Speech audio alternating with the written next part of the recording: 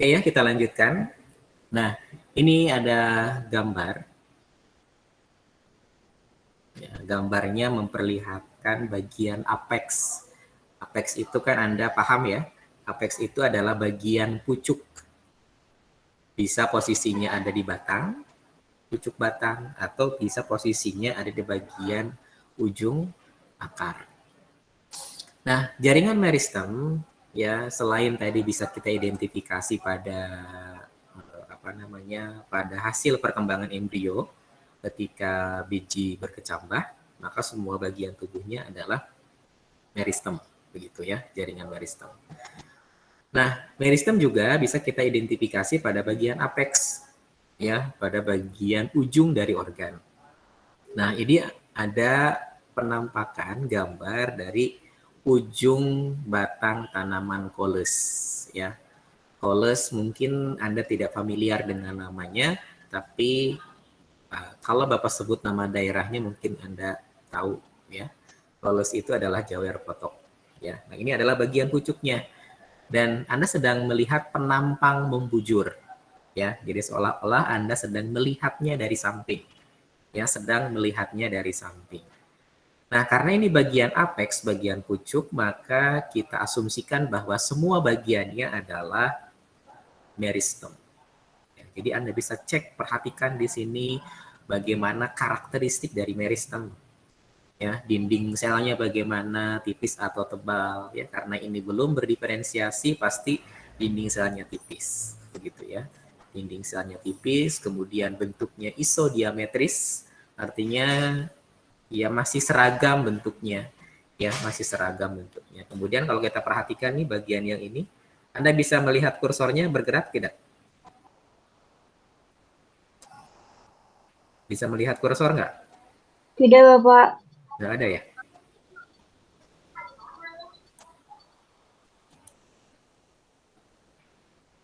Anda bisa melihat coretan dari Bapak?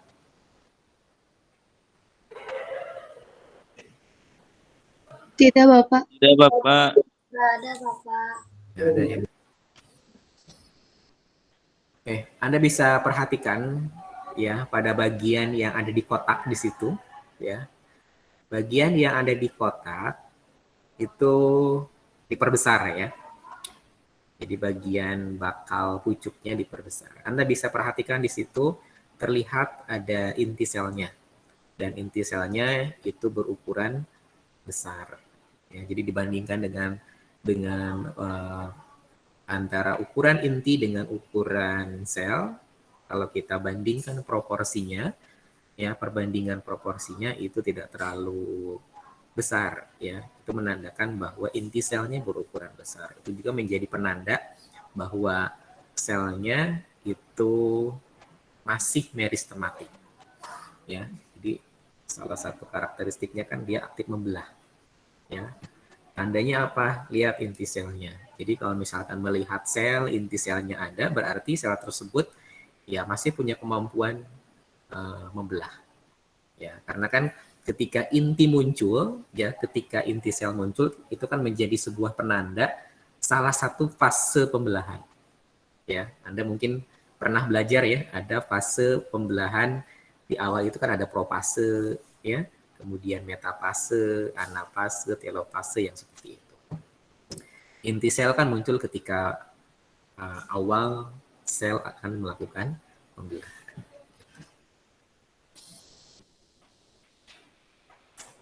Oke. Nah, jaringan meristem ini ya seperti yang tadi Bapak katakan, kita identifikasi pada bagian pucuk ya.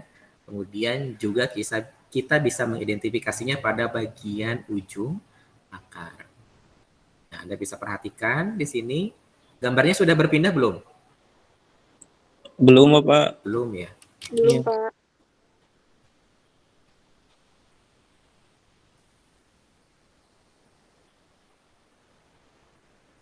Oke, sekarang sudah berpindah? Sudah, Pak. Sudah Sudah, ya. Bapak. Oke, nah Anda perhatikan. Ini sama ya, bagian apex juga.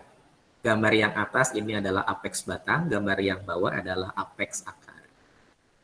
Nah, karena dua-duanya apex, maka kita asumsikan ini adalah jaringan yang menyusun bagian-bagiannya adalah meristem, yang di akar juga meristem. Nah, cuman kalau kita perhatikan di sini, posisinya beda ya.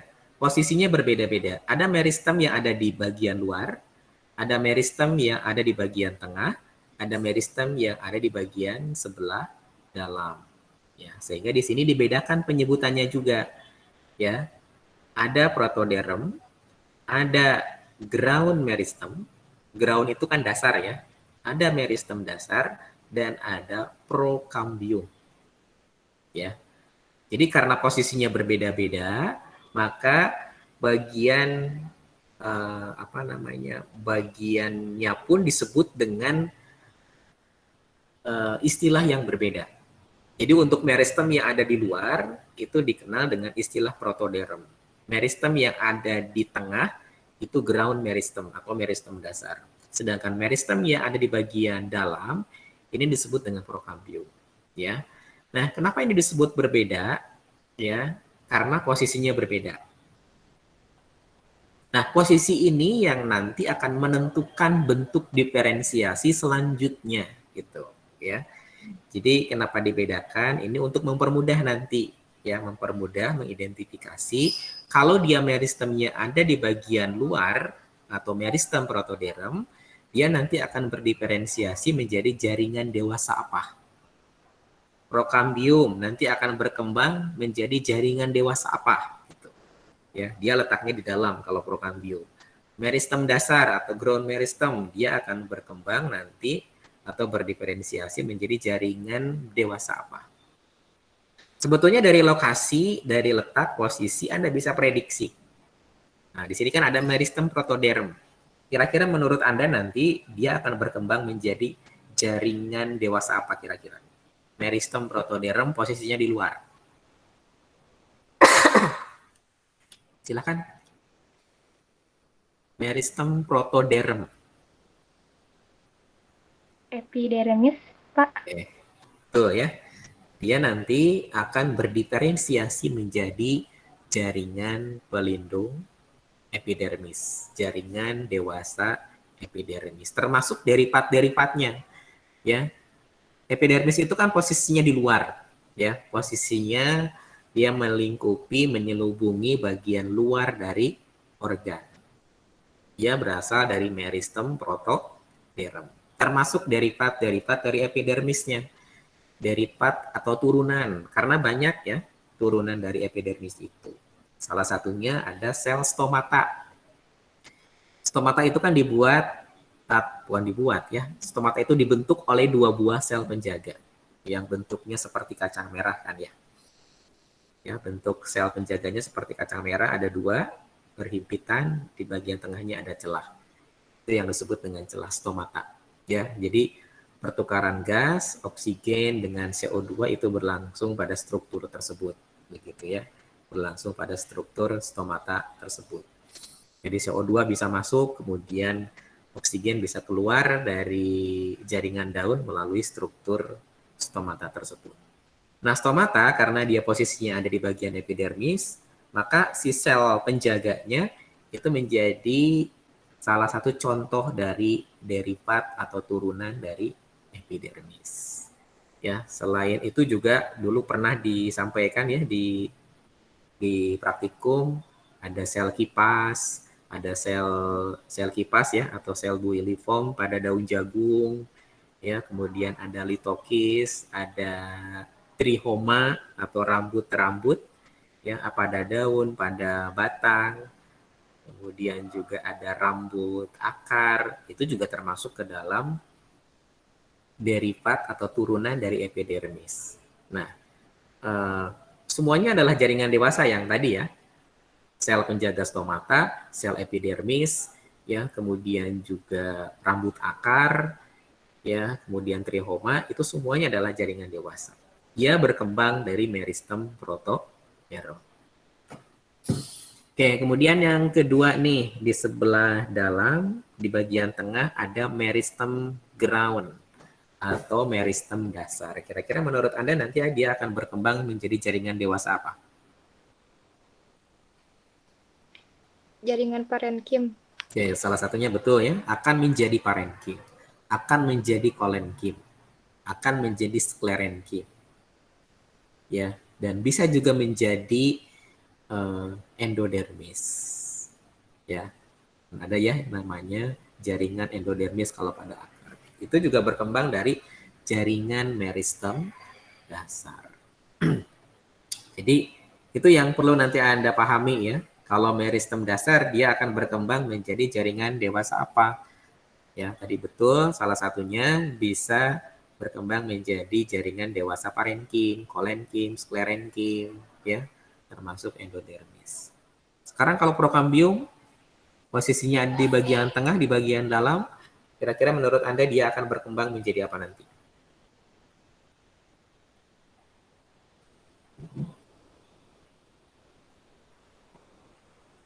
Prokambium akan berkembang menjadi jaringan dewasa apa? Jaringan berkas pembuluh angkut, bukan Pak? Oke, betul ya. Akan berkembang menjadi jaringan berkas pembuluh angkut. Termasuk kambium. Ya, kambium itu adalah jaringan dewasa yang berkembang dari prokambium. Ya, Anda harus bisa membedakan. Ada istilah prokambium, ada istilah kambium. Walaupun karakteristiknya sama, ya karakteristik selnya, kemudian fungsinya juga sama ya antara prokambium dengan kambium, tapi perkembangannya itu berbeda. Kalau prokambium dia meristem, tapi kalau kambium dia jaringan dewasa, gitu ya. Itu perbedaannya. Nah, kambium juga berkembang dari prokambium, termasuk silem, plum, itu juga berkembang dari prokambium, ya dari meristem prokambium. Masih ingat dulu Bapak pernah jelaskan tentang fungsi dari kambium untuk apa? Fungsi dari kambium untuk apa?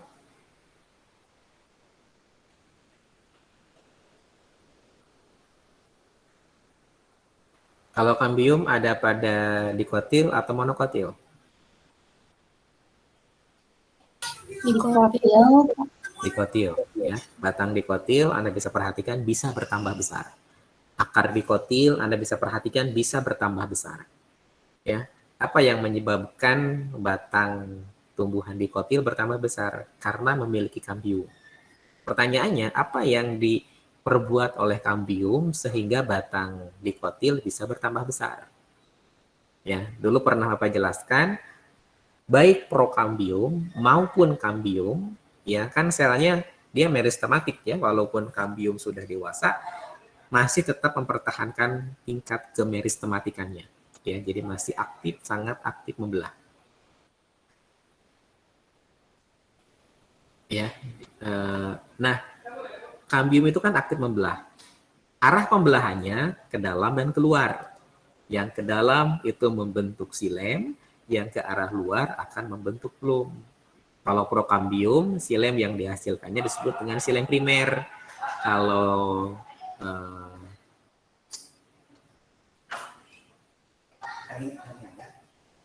ya.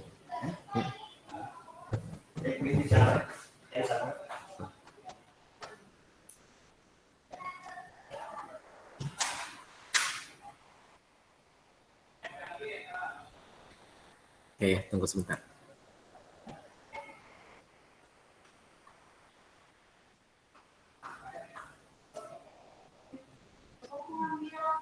Ya, silakan boleh. Iya, nggak apa-apa, Bu.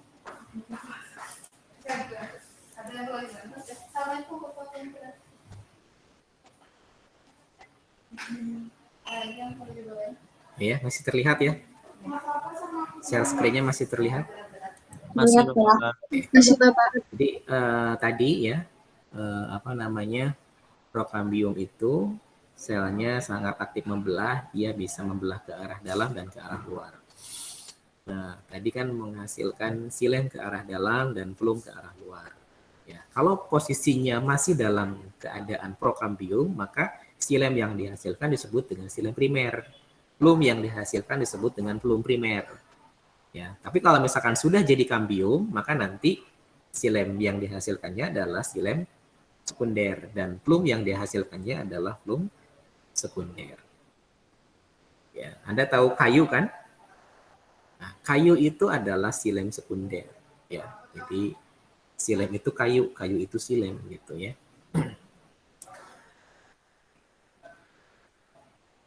Oke. Nah, ini sebetulnya yang tadi Bapak jelaskan begitu ya. Jadi kalau pada uh, tumbuhan dikotil, kita mengenal ada pertumbuhan primer dan ada pertumbuhan sekunder. Ya, kenapa ada pertumbuhan primer dan ada pertumbuhan sekunder? Ya, karena yang menginisiasinya, karena inisiator pertumbuhan itu adalah kambium ya. Jadi yang menginisiasi pertumbuhan khususnya pada batang dikotil, pada tumbuhan dikotil itu adalah kambium. Cuman permasalahannya kambium itu bisa dalam dua bentuk. Ada prokambium, ada kambium. Kalau misalkan dalam bentuk prokambium, maka tadi ya, silem yang dihasilkannya disebut dengan silem primer. Flum yang dihasilkannya disebut dengan flum primer. Kalau kambium, Anda perhatikan ya, kambium, silem yang dihasilkannya adalah silem sekunder. Flum yang dihasilkannya adalah flum sekunder. Nah, karena inisiatornya berbeda, maka kita kenal ada istilah pertumbuhan primer kalau yang menginisiasinya adalah prokambium. Tapi kalau sudah jadi kambium, maka pertumbuhannya disebut dengan pertumbuhan sekunder. Ya, itu yang ingin Bapak jelaskan dari gambar ini. Ya, nah kalau kita perhatikan asal mulanya, ya, kalau kita perhatikan asal mulanya, di sini ada dermal, ada ground, ada vaskuler. Ini berdasarkan tadi meristemnya yang berbeda-beda. Ya, dermal ini berasal dari meristem protoderm. Ground, ya, ground itu dasar. Ini berasal dari meristem dasar. Vaskuler ini berkas pembuluh angkut, ini berasal dari meristem prokambium. Oke ya, paham sampai di sini ya? Nah ini ya, ada protoderm, ground meristem, dan prokambium. Jadi nanti Anda harus bisa menjelaskan ya, kalau protoderm dia akan berkembang menjadi jaringan dewasa apa. Kemudian meristem dasar akan berkembang jadi jaringan dewasa apa. Prokambium nanti akan berkembang jadi jaringan dewasa apa. Oke, jaringan meristem berdasarkan letaknya ini bisa dibedakan, tadi salah satunya sudah dibahas ya, ada di bagian apex. Tapi selain di apex ada di bagian yang lain?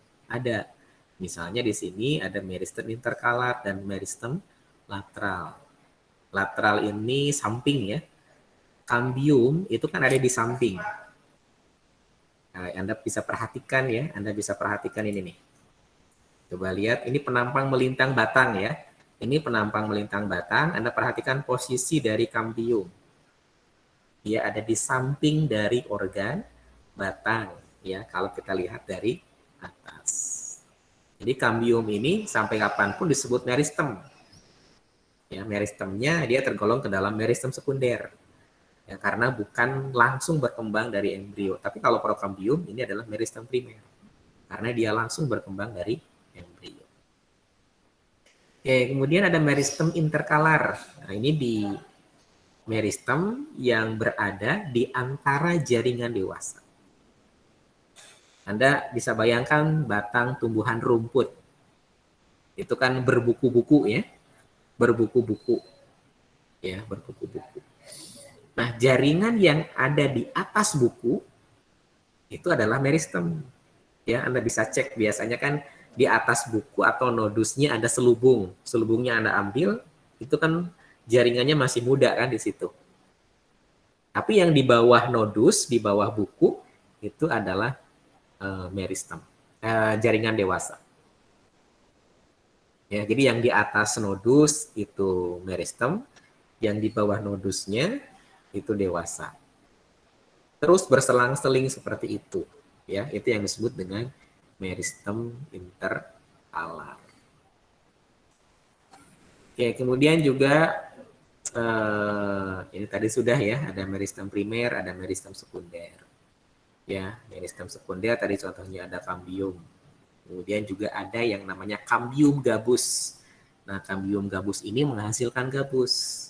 Biasanya ada di bawah epidermis kalau ini. Jadi nanti si gabusnya itu bisa menghasilkan si kambium gabusnya bisa menghasilkan gabus. Ya, bisa menghasilkan gabus yang nanti si gabusnya itu bisa menggantikan sel-sel epidermis yang rusak. Ya, kambium gabus juga termasuk ke dalam meristem sekunder ya, karena dia berkembang dari jaringan yang sudah dewasa. Oke, bisa menghasilkan gabus. Gabus itu kan tahu kan ya? Dulu di praktikum pernah menyayat sel gabus gitu ya. Pada bagian umpulur dari batang singkong juga ada gabus. Salah satu karakteristiknya, ciri khasnya, di bagian dinding selnya kan mengalami penebalan. Penebalannya dari suberin. Suberin itu gabus. Ya, suberin itu gabus. Dan jaringan gabusnya itu dikenal dengan istilah ritidom. Ya, ritidom. Oke, di pertanyaan juga ada ya. Ada yang bertanya terkait dengan itu jadi terjawab. Oke. Kemudian ini adalah teori sebetulnya ya. Teori terkait dengan jaringan meristem yang ada di bagian apex. Teori yang menyatakan bagian-bagiannya. Ya, bagian-bagian dari jaringan meristem yang ada di bagian apex. Misalnya ya, ini ada teori histogen dan tunica corpus. Ini namanya berdasarkan penemunya ya yang melakukan penelitiannya. Ada dermatogen, ada bagian dermatogen, dia pusat pembelahan sel, ada periblem, ada plerom. Plerom ini adalah masih meristem tapi dia sudah mulai mengalami diferensiasi. Tunica corpus juga sama. Tunica sebagai pusatnya, bagian pusat pembelahannya, corpus ini bagian masih meristem tapi dia sudah mengalami pembelahan. Ini hanya teori saja. Yang penting Anda paham yang tadi ya, bahwa pada bagian meristem khususnya yang di apex ya, itu bisa kita bedakan berdasarkan posisinya. Jadi di bagian luar protoderm, prokambium, dan meristem dasar yang nanti ketiga bagian tersebut karena posisinya berbeda akan berdiferensiasi menjadi jaringan yang berbeda. Nah, ini yang tadi ya, meristem interkalar. Nah, ini nih yang Bapak tunjuk dengan kursor, yang ada titik-titik berwarna hitam, itu adalah jaringan yang masih mudanya. Posisinya di atas nodus, di atas buku. Yang di bawah bukunya, ini jaringan dewasa. Ya, meristem dewasa, kemudian meristem lagi, dewasa lagi, terus berselang-seling seperti itu. Nah, kambium juga sama. Ya. Ini kedudukan kambium pada batang. Tadi kan termasuk ke dalam meristem lateral atau samping. Karena Anda bisa lihat kursor ya. Bisa lah, Pak. Ya, nah kursornya ini menunjukkan kambium. Posisinya ada di bagian samping. Nah, ini ritidom. Ya, ini gabus yang dihasilkan. Gabus yang dihasilkan dari jaringan gabus. Begitu. Oke ya, itu penjelasan terkait dengan jaringan meristem ya. Jadi Anda harus pahami bahwa meristem ini menjadi cikal bakal semua jaringan dewasa. Termasuk ini ya, jaringan parenkim. Oke, kemarin sudah dijelaskan di video juga sudah sempat dijelaskan ya. Ciri dari parenkim adalah dindingnya tipis dan memiliki ruang antara sel. Ya, kenapa dindingnya tipis? Karena memang parenkim ini tingkat diferensiasinya masih rendah gitu ya. Tingkat diferensiasinya masih rendah. Karena di bagian-bagian tertentu nanti si parenkim ini bisa berkembang lebih lanjut menjadi kolenkim atau menjadi sklerenkim. Tentunya nanti kalau sudah menjadi kolenkim, menjadi sklerenkim, ini dindingnya mengalami penebalan. Ya, dindingnya bisa mengalami penebalan. Dulu sempat dijelaskan ya, penebalan dinding sel itu bisa terbuat dari apa? Bahan penebalan atau bahan pembentuk dinding sel itu apa saja? Ada yang tahu nggak? Lignin bukan Pak? Lignin. Oke, betul ya. Salah satunya adalah lignin. Oke, dinding sel tumbuhan itu kan terbuat dari selulosa. Pada awalnya selulosa. Ya, jadi ketika masih meristematik itu masih selulosa. Ketika parenkim, ya dindingnya kan masih tipis. Dindingnya masih terbuat dari selulosa. Tapi nanti seiring dengan berkembangnya sel, maka dia akan mengalami penebalan dindingnya, dan bahan penebalan dindingnya bisa terbuat dari lignin salah satunya, ya. Jadi bisa terbuat dari selulosa, ya, bisa terbuat dari hemiselulosa, kitin, dan juga lignin. Gitu. Bahkan kalau sklerenkim itu biasanya penebalan dindingnya sebagian besar terbentuk dari lignin, ya, atau zat substansi batu. Karena memang sangat keras lignin itu, ya. Tempurung kelapa itu kan sel-selnya itu sel-sel sklerenkim yang penebalan dindingnya itu berasal dari lignin. Ya, Anda bisa bayangkan lignin itu sangat keras. Kalau ini masih selulosa, ya, bahan penebalan dindingnya masih selulosa. Ya, dindingnya tipis dan punya ruang antar sel, itu ciri khas parenkim. Kalau fungsi parenkim apa?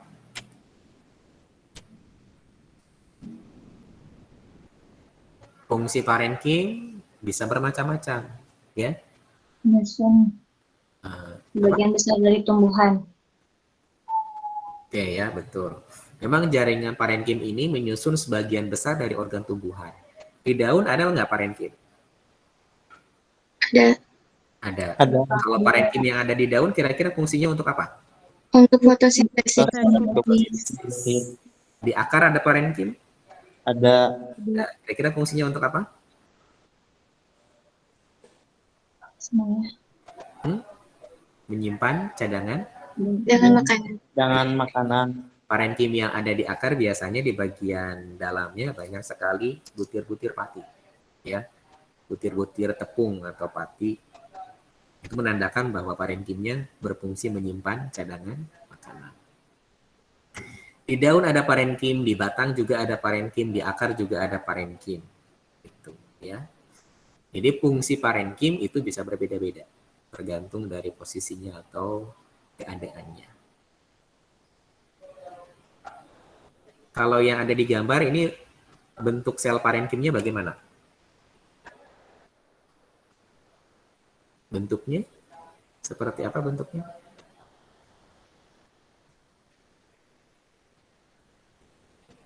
Kalau Anda perhatikan bentuknya persegi banyak, ya, bentuknya persegi banyak. Apakah selalu seperti ini bentuknya? Dapat tanya, apakah selalu seperti ini bentuknya? Tidak. Tidak. Ya, bisa bermacam-macam. Seperti di daun ya, khususnya daun dikotil. Ada parenkim palisade, ada parenkim bunga karang yang bentuk selnya tidak beraturan kalau bunga karang, spons. Ada parenkim palisade bentuknya silindris. Ya, ada parenkim bintang, ada parenkim lipatan. Ya, dan ada parenkim yang lain. Gitu ya. Ada parenkim udara juga ya, kalau misalkan parenkimnya ada di daun tanaman yang hidup di air, itu disebutkan parenkim udara. Oke, ciri khasnya ada ruang antar sel di sini ya, ada ruang antar sel. Ada pertanyaan, apa sih fungsi ruang antar selnya? Kira-kira untuk apa?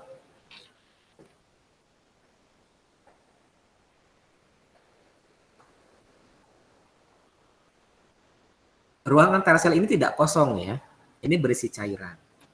Ya, berisi cairan. Kalau parenkim yang ada di akar, ya, akar kan berfungsi untuk menyerap air. Ya, air bisa masuk dari bagian luar akar sampai ke dalam akar itu melalui celah-celah ruang-ruang antar sel ini. Jadi salah satu fungsinya adalah bisa sebagai alat transport, ya, alat transport. Adalah transport yang memindahkan substansi dari satu bagian ke bagian yang lain. Ini parenkim juga yang ada di daun, ada kloroplasnya sehingga bisa berfungsi berperan untuk fotosintesis. Ini ada parenkim bintang ya. Ini proses pembentukan ruang antar sel, bisa terjadi secara sisogen, lisigen, dan seterusnya. Oke, ini adalah penampang melintang batang jagung, ya. Penampang melintang batang. Coba Anda perhatikan kursor. Bisa melihat kursor ya? Bisa, Pak. Bagian yang Bapak tunjuk jaringan apa ini? Jaringan parenkim. Kim, ya. Lihat dinding selnya tipis dan punya ruang antar Antar sel. sel. Kalau yang ini apa nih? Yang ini apa? Yang dindingnya berwarna merah, yang ditunjuk dengan kursor, ini jaringan apa? Floem. Ini fluim. Ini silem. Yang ini nih. Dinding selnya mengalami penebalan. Kira-kira apa itu? Kolenkim. Iya, Nah, ini adalah sklerenkim. parenkim. Ini adalah sklerenkim. Ini batang jagung, batang monokotil kan kalau jagung, di bawah epidermisnya atau di sekitar berkas pembuluh anggutnya biasanya terdapat sklerenkim. Pokoknya yang dindingnya mengalami penebalan kemudian berwarna merah. Ini kebetulan menggunakan pewarnaan asam ya, menggunakan pewarnaan asam. Asam itu kalau bereaksi dengan lignin. Ya, tadi kan kita berbicara lignin. Lignin itu adalah bahan penebalan dinding sel. Iya. Oke. Nah, kalau dindingnya berlignin bereaksi dengan asam, berarti dia akan berubah warnanya menjadi merah. Jadi kalau dinding sel ya dikasih regen, regennya berupa anilin sulfat ya atau jenis asam yang lain, maka ligninnya akan bereaksi dengan regen dan salah satu perubahannya adalah ada warna merah di bagian dindingnya. Ya, kalau parenkim kan tidak ya. Kalau parenkim dindingnya hitam. Tapi kalau ini dindingnya merah, itu menandakan bahwa dinding selnya mengandung lignin. Flum, yang ini ya, ini flum juga tidak berwarna merah. Silem, ini silem ya. Dindingnya bagaimana? Berwarna merah nggak? Berwarna merah. Mengandung lignin atau tidak dinding sel silem? Mengandung. Mengandung ya. Karena dindingnya berwarna merah. Jadi Ya. sama dengan sklerenkim ya, sama dengan sklerenkim. Tadi ini macam-macam apa namanya? Parenkim ya berdasarkan bentuknya. Jadi bermacam-macam parenkim itu bentuknya. Tapi cirinya mah sama ya, dindingnya tipis dan punya ruang antar sel. Antar sel.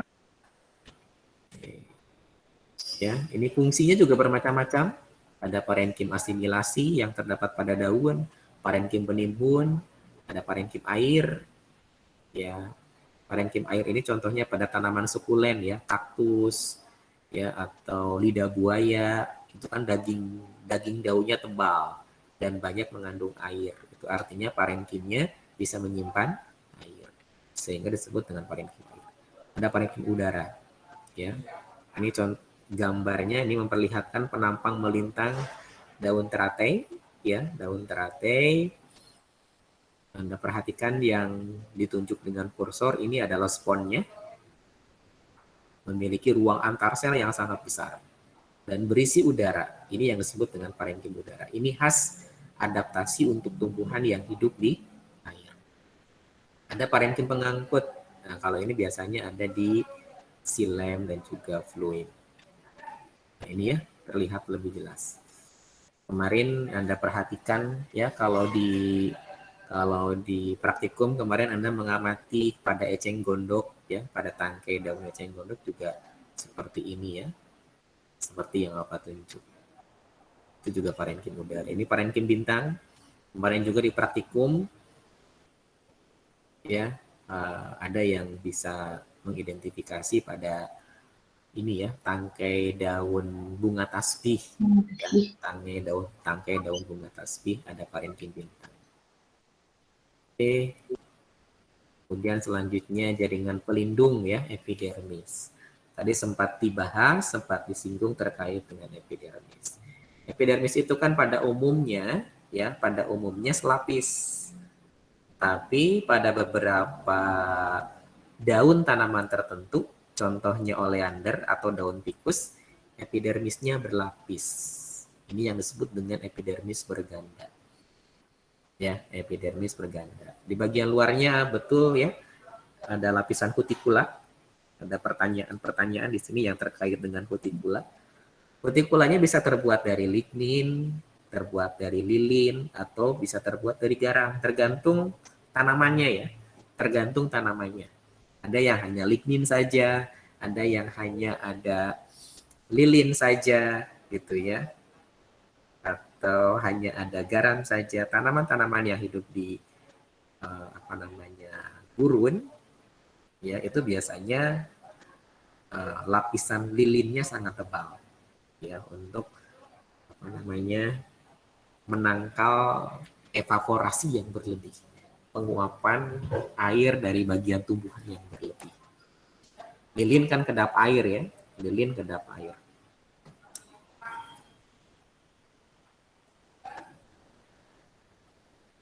Oke, ini yang tadi apa ceritakan, sel penjaga stomata bentuknya seperti kacang merah. Ini termasuk derivat dari epidermis, ya termasuk derivat dari epidermis atau turunan. Karena bentuknya beda dengan epidermis pada umumnya. Nah, ini tadi Bapak cerita tentang sel kipas pada daun jagung. Ya, dulu di praktikum juga ada yang menemukan ini, ya.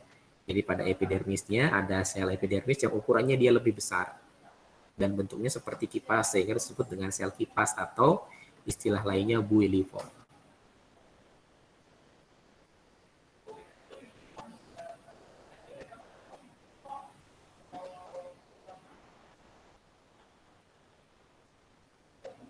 Oke, sampai di sini ada pertanyaan? Atau sudah pertanyaannya disampaikan di kolom komentar kemarin? Sudah disampaikan, Bapak. Sudah, ya. Oke, Bapak sambil menjawab saja ya, sambil menjawab.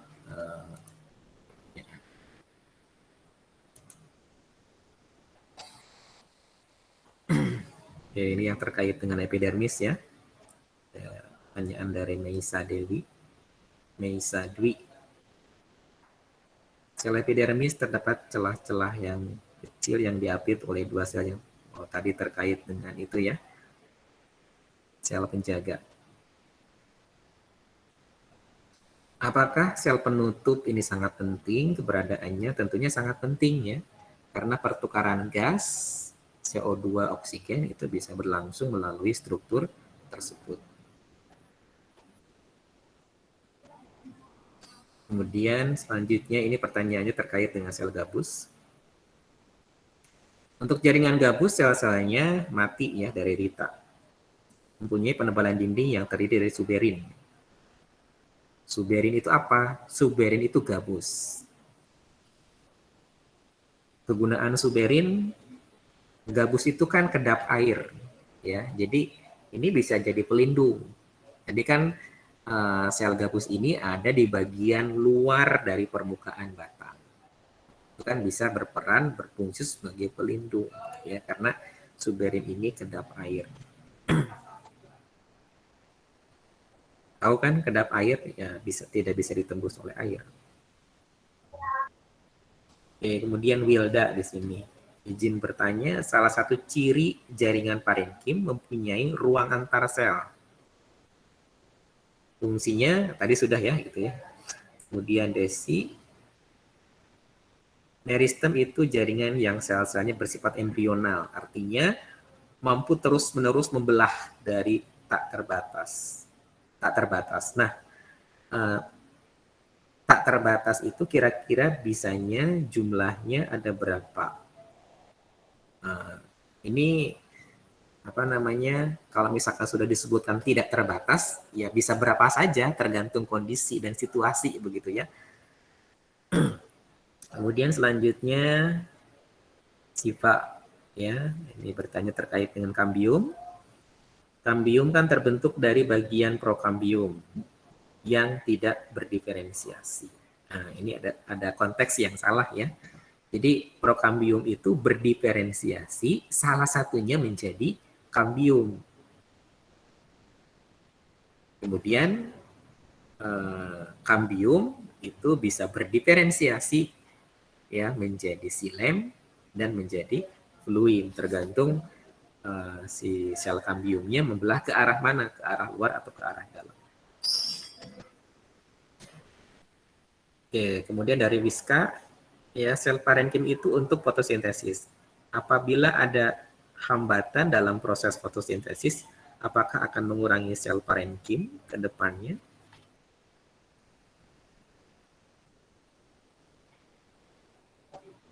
Parenkim yang mengandung kloroplas itu kan tidak hanya di daun, ya, di batang juga ada. Ya, di batang juga ada. Anda perhatikan batang tomat lah ya, paling gampang. Daunnya hijau kan, kemudian rantingnya hijau, batangnya juga hijau. Batangnya mengandung parenkim yang mengandung kloroplas juga dan bisa fotosintesis.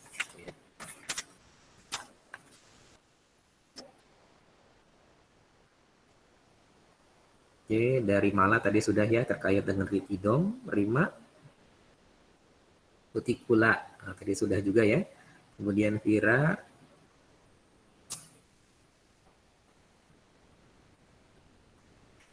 di sini bertanya terkait dengan meristem ya.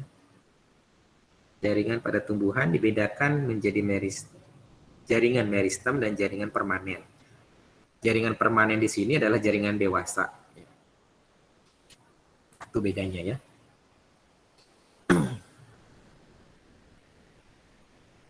Oke, dari Hana Maulida, ini sudah tadi terkait dengan kutikula.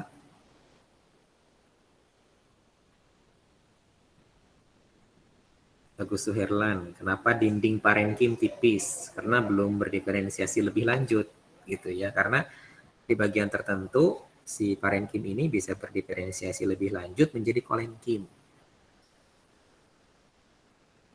Sisi Kirana,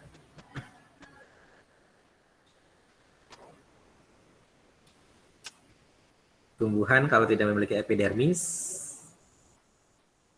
ya nanti rusak ya jaringan di bawahnya. Ya, parenkim di bawahnya rusak. Karena tidak ada sistem perlindungan. Tina bertanya mengenai meristem interkalar, tadi sudah ya. Oke. Itu pertanyaan-pertanyaannya ya, jawabannya. Kita lanjutkan ya sebentar lagi lah ya. Anda masih bisa melihat gambarnya ya? Bisa. Oke.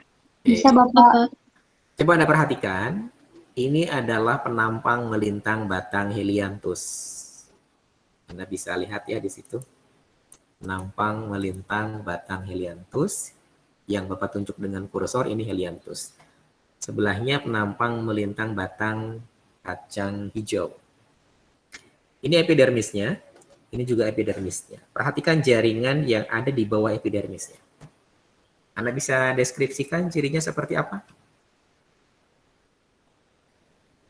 Coba lihat dinding selnya bagaimana?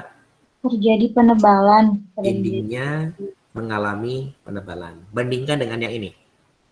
Bandingkan dengan bagian yang Bapak tunjuk dengan kursor. Kalau ini dindingnya tipis, punya ruang antar sel. Ini parenkim ya. Kalau ini apa? Kalau ini apa yang Bapak tunjuk dengan kursor? Kolenkim. Nah, ini adalah kolenkim. Salah satu cirinya di sini, lihat penebalannya. Penebalannya bagaimana? Rata atau tidak? Berada di sudut dinding sel, tidak merata. Oke. Kalau misalkan penebalannya hanya di sudut, berarti ya artinya penebalannya tidak merata. Ya, penebalannya tidak merata.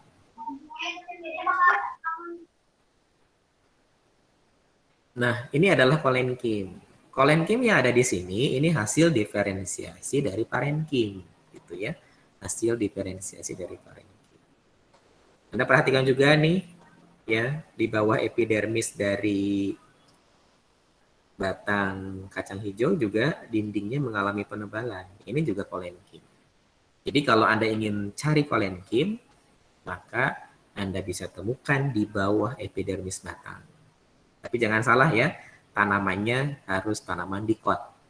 Ya, tanamannya harus tanaman dikotil. Karena kalau pada monokotil tadi jagung, di bawah epidermisnya bukan kolenkim, tapi sklerenkim. Ya, jadi polanya memang seperti itu ya, polanya seperti itu. Nah, ini gambaran kolenkim juga nih ya. Ini gambaran kolenkim juga. Ini endodermis ya pada akar. Endodermis juga berkembang dari meristem dasar. Kolenkim juga berkembang dari meristem dasar.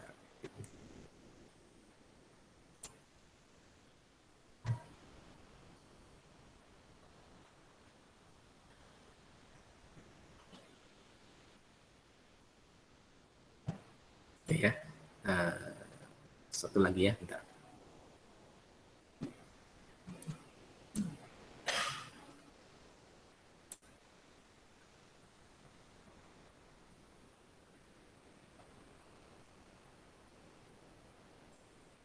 Terlihat gambarnya? Lihat Bapak. Nah, ini apa coba? Kolenkim atau sklerenkim? Kolenkim atau sklerenkim kalau ini? Skleren. Hmm? Kim. Sklerenkim. Coba lihat penebalan dindingnya. Kolenkim. Kim. Kolenkim, ya. Ini gambaran skema dari sel kolenkim. Apa tanya lagi ya? Selnya hidup atau mati? Hidup. Hidup. Cirinya apa? Dari mana Anda tahu hidup sel kolenkim?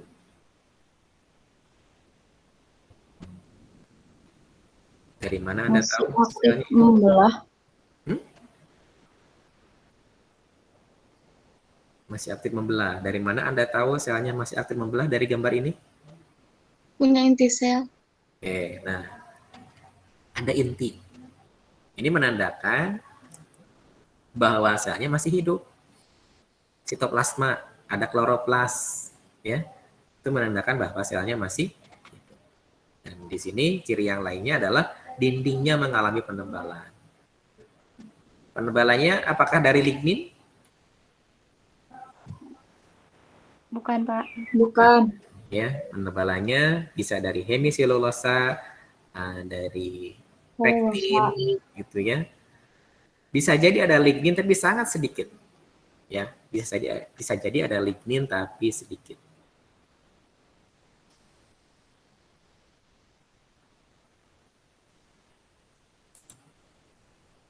Coba Anda perhatikan ini gambar ya. Ini apa yang ini? Yang Bapak tunjuk dengan kursor, jaringan apa?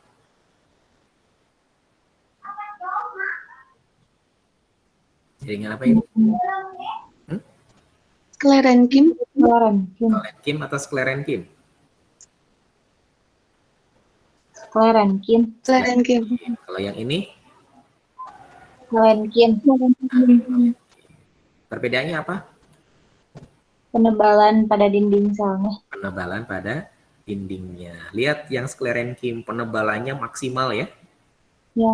Sehingga di sini ruangan selnya tinggal sedikit. Ya, tinggal sedikit. Dan penebalannya merata di seluruh bagian dinding. Kalau kolenkim ini beda. Gitu ya. Kalau kolenkim beda. Masih menyisakan banyak ruangan selnya. Penebalannya tidak merata. Kalau sklerenkim penebalannya dari apa? Dari lignin. Dari lignin. Sklerenkim penebalannya terbuat dari lignin sehingga strukturnya sangat kuat sekali. Ya, strukturnya sangat kuat sekali. Anda bayangkan tempurung kelapa. Ya, Anda bayangkan tempurung kelapa itu terbuat dari lignin. Gitu. Ya. Nah, sklerenkim ini ya kalau kita berbicara struktur selnya, ini ada dua sebetulnya. Ada yang tahu? Ada sklerenkim yang struktur selnya panjang, sehingga disebut dengan serabut. Ada yang sel sklerenkim yang strukturnya pendek sehingga disebut dengan sklereid. Ya. Memang kita tidak bisa memutuskan misalkan yang ini dia sklereid atau serabut karena harus dilihat dari dua sudut pandang. Jadi selain dilihat dari atas juga bisa dilihat dari samping gitu. Tahu serabut, tahu serat kan ya? Tahu. Nah, serat itu adalah sklerenkim. Serat yang diambil dari tumbuhan, ya dijadikan sebagai bahan dasar tekstil, itu adalah serat-serat sklerenkim dan sangat kuat, ya, yang biasa digunakan untuk tali ini ya, tali tambang jangkar kapal, itu adalah sel-sel sklerenkim yang tipenya serabut serat. Anda tahu kelapa kan ya, sabut kelapa tahu? Tahu. Tahu. Pak. Sabut kelapa itu adalah sel sklerenkim. Ya, sabut kelapa itu adalah sel-sel sklerenkim yang tipe selnya serabut. Dia bisa sangat panjang sekali. Atau pada tanaman agave ya, tanaman sisal yang biasa digunakan untuk tali ya, si itunya ya, si seratnya itu juga serat-serat sklerenkim dan bisa sangat panjang sekali. Kemudian sklerenkim ada yang pendek. Contohnya pada tempurung kelapa, tempurungnya ya, bukan sabut kelapanya, tapi tempurungnya. Tempurungnya kan kalau kita lihat di bawah mikroskop itu terdiri dari sel-sel yang bentuknya pendek, ya itu yang kita kenal dengan istilah sklereid. Ada serabut, ada sklereid. Kalau yang sklereid dia sklerenkim tapi pendek. Atau yang ada pada buah pir. Pada buah pir juga ada sklerenkim ya. Jadi kalau Anda makan buah pir seperti ada pasirnya, itu adalah sel-sel sklerenkim yang tipe selnya adalah sklereid karena dia pendek. Oke, itu perbedaan lainnya apa coba? Kalau sklerenkim selnya hidup atau mati? Mati. Mati. Kalau kolenkim tadi? Hidup. Masih bisa membelah kalau kolenkim? Masih bisa. Sklerenkim? Tidak bisa. Tidak bisa. Sklerenkim? Bisa membelah? Tidak. Bisa. Tidak, ya, karena kan selnya mati. Kalau mati ya nggak bisa membelah, gitu ya. Barangkali itu yang bisa Bapak sampaikan untuk pertemuan hari ini, ya. Ada pertanyaan, silakan.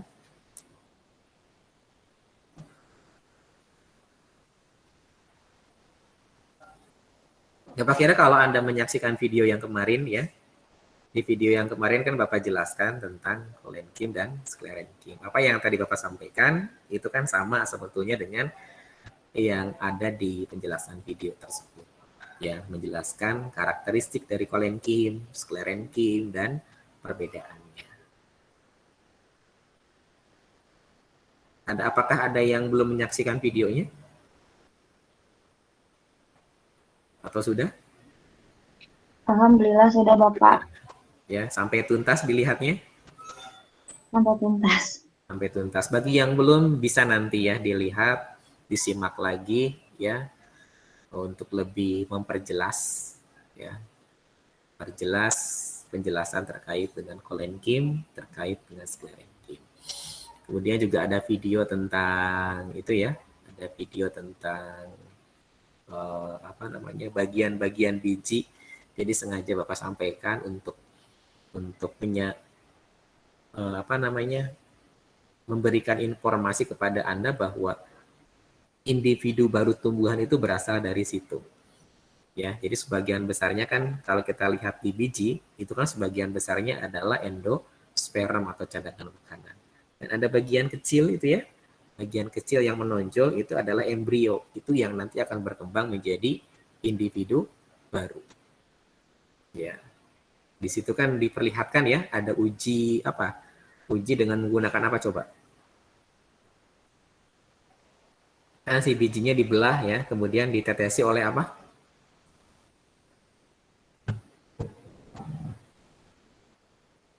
Ditetesi oleh apa? Anda menyaksikan videonya nggak? Anda melihat videonya?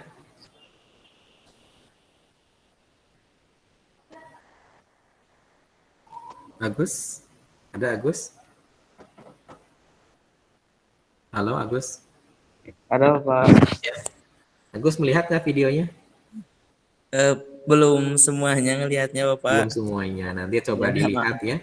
Jadi si Ya. bijinya itu kan dibelah menjadi dua. Di situ ada bagian embrio, ada bagian endosperm. Setelah ditetesi dengan menggunakan lugol, Anda pernah uji makanan dengan lugol? Pernah praktikum uji makanan dengan lugol kan? Tahu lugol? Iodin?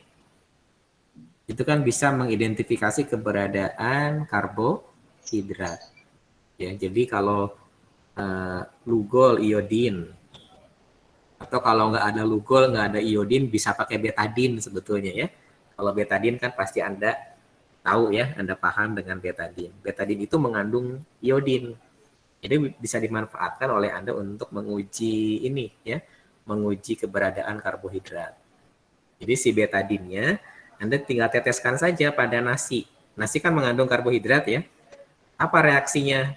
Ya, reaksinya betadin itu kan warnanya kuning. Ketika berubah menjadi biru, berubah menjadi hitam, itu menandakan bahwa nasi mengandung karbohidrat atau bahan yang kita tetesi itu mengandung karbohidrat gitu. Nah, di percobaan itu bijinya kan dibelah menjadi dua, ditetesi dengan lugol. Nah, bagian cadangan makanan, endospermnya itu berubah menjadi warna biru. Tapi si embrionya tidak berubah menjadi berwarna biru ya.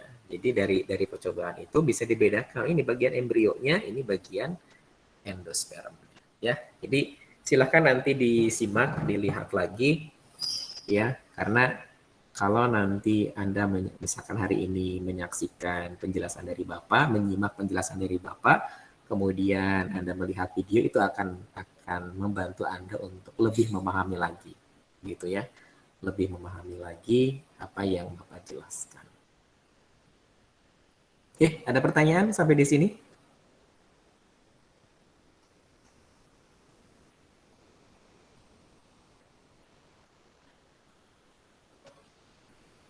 Oke, tidak ada. Kalau misalkan memang ingin bertanya, Anda boleh nanti bertanya di kolom komentar di LMS-nya, di e-learning. Baik, Bapak. Sekarang belum kepikiran, silahkan Anda boleh bertanya setelah ini atau besok atau lusa. Begitu ya, Anda tanyakan. Nanti Bapak akan cek. Yang jelas, ketika Anda berpartisipasi, baik itu bertanya ataupun yang lain, Bapak catat, begitu ya. Bapak catat, dan itu nanti akan menjadi nilai tambah untuk penentuan nilai akhir Anda. Ya. Jadi tetap semangat ya belajar biologi, belajar struktur tumbuhan, karena pada prinsipnya, pada hakikatnya apa yang sedang Anda pelajari, Anda mempelajari kolenkim, Anda mempelajari sklerenkim, Anda mempelajari meristem, semuanya adalah ayat-ayat Allah juga, begitu ya, ayat-ayat Allah yang tercipta pada tumbuhan. Ya, karena dengan kita membaca ayat-ayat Allah itu kan bisa menambah keimanan kita. Ya, ada banyak ahli biologi yang awalnya dia Nasrani, yang awalnya dia ateis dan lain sebagainya, karena melakukan riset, penelitian, ya akhirnya masuk Islam. Ya. Itu kan berarti di tumbuhan, di hewan, ya di situ ada ayat-ayat Allah juga, gitu ya. Karena ini kan yang menciptakan Allah, ya. Anda tahu ceritanya Dr. Fidelma? Tidak, Pak. Tidak, ya. Dr. Fidelma itu dia ahli neurologi, ya, ahli neuron, ya, ahli sel saraf. Dia masuk Islam karena mempelajari otak, ya. Dia masuk Islam karena mempelajari otak. Jadi ternyata di otak itu ada satu bagian, ya, namanya, Anda mungkin familiar ya, namanya, ada istilah namanya God spot atau titik Tuhan. Ya. Jadi di otak itu ada satu bagian di situ, ada aparatusnya, ada badannya yang khusus di situ menyimpan memori terkait dengan kesadaran akan keberadaan Tuhan. Jadi secara fitrah kan kita itu mengakui kan ada yang maha kuasa gitu ya, ada sesuatu yang maha kuasa begitu ya, secara fitrah seperti itu. Nah, untuk menjaga fitrah itu kan kita kalau di dalam ajaran agama kita yang kita yakini, kita kan disuruh untuk sholat. Kita disuruh untuk sholat, di sholat itu kan ada sujud ya, ada posisi sujud. Ya, di dalam satu hadis dikatakan bahwa posisi paling dekat kita dengan Allah adalah ketika sujud. Dan God spot itu bisa dialiri oleh darah karena dia posisinya di atas, bagian atas dari otak. Dia hanya bisa dialiri oleh darah ketika posisi kita sedang sujud. Ya. Anda bisa bayangkan kalau misalkan kita rajin sujud, kita rajin sholat, maka si God spot-nya atau titik Tuhannya akan sehat. Karena secara rutin dialiri oleh darah. Jadi sehat gitu ya. Ya minimal kan orang yang rajin sholat gitu ya, pasti ya perilakunya baik lah, ada dampaknya gitu ya, ada dampaknya. Ya, karena titik Tuhannya sehat gitu ya, God spot-nya bagus karena sering teraliri oleh darah gitu. Ya. Terbayang kalau misalkan kita nggak pernah sholat, ya orang ateis kan nggak pernah sholat gitu ya, pernah sholat sehingga si God spot-nya mungkin boleh jadi hilang karena tidak pernah teraliri oleh darah. Si titik Tuhannya hilang. Ya sudah, kalau titik Tuhannya hilang nggak pernah bisa, si fitrah mengingat Tuhannya bisa hilang juga begitu ya, bisa hilang juga. Jadi ya Dr. Fidelma itu mempelajari itu, setelah mempelajari itu kemudian mempelajari ajaran agama Islam, ada sholat, di sholat ada sujud. Nah ketika itu beliau masuk Islam begitu ya. Artinya kan di situ ada ayat Allah, di otak ada ayat Allah, di telinga ada ayat Allah, ya pada struktur tumbuhan ada ayat Allah, gitu ya. Boleh jadi mungkin di situ ada hidayah yang bisa menambah keyakinan kita, keimanan kita, ya dan lain sebagainya. Oke, jadi tetap semangat begitu ya, tetap semangat karena belajar biologi, belajar struktur tumbuhan, belajar ayat-ayat Allah juga. Kalau Anda niatkan dengan ikhlas, dengan tulus, ya pasti Anda akan mendapatkan pahala dan mendapatkan kebaikan dari apa yang Anda pelajari. Oke, ya barangkali itu yang bisa Bapak sampaikan untuk pertemuan hari ini. Terima kasih atas perhatiannya, partisipasinya. Assalamualaikum warahmatullahi wabarakatuh. Waalaikumsalam warahmatullahi wabarakatuh. Terima kasih Bapak. Yuk, Terima kasih, Bapak. Oke, Bapak nanti akan share ya rekamannya. Jadi bagi yang tadi keluar masuk, keluar nggak bisa masuk lagi, bisa nanti menyaksikan rekamannya. Baik, Baik, Bapak. Terima kasih. Terima kasih Pak. Yuk, sama-sama.